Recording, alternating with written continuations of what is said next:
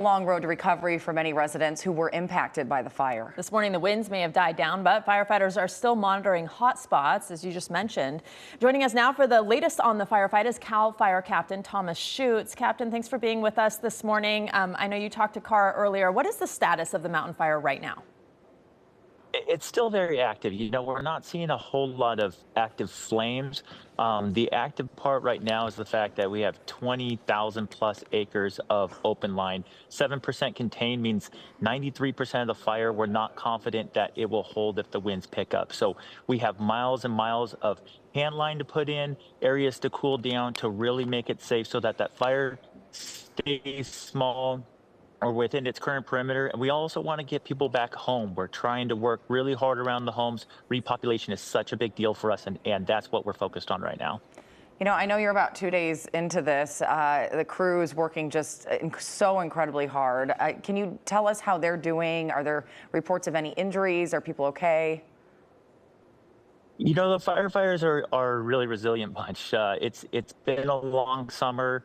We've been fortunate that we haven't seen as bad of a year as some others, but it's been active. So a lot of these folks have been out in the line a lot.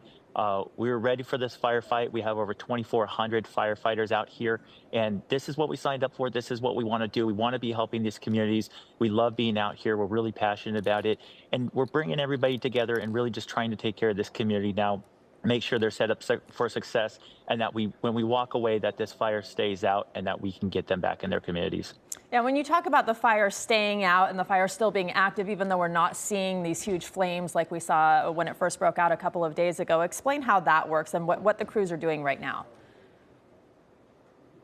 Yeah, certainly. So the hottest part of the fires are usually right around the perimeter, the edge of the fires. That's the area that we focus on. Those are the areas that will continue to smolder. As the red flags die out, we're very excited about that part, but we're going to start to see that onshore wind come back. That's going to push fire in a direction where it hasn't really been pushed in the last couple of days, really since the fire started. That creates new challenges for us, the potential for spots to pick up and go into fuels that weren't a problem the last 2 days could become a problem when we get that onshore breeze. And really just having that much open area where we still have smoldering stuff, you could see how it's very easy for the wind to pick up and throw. All it takes is one ember going across into something receptive like dry grass, and that fire's back off and running.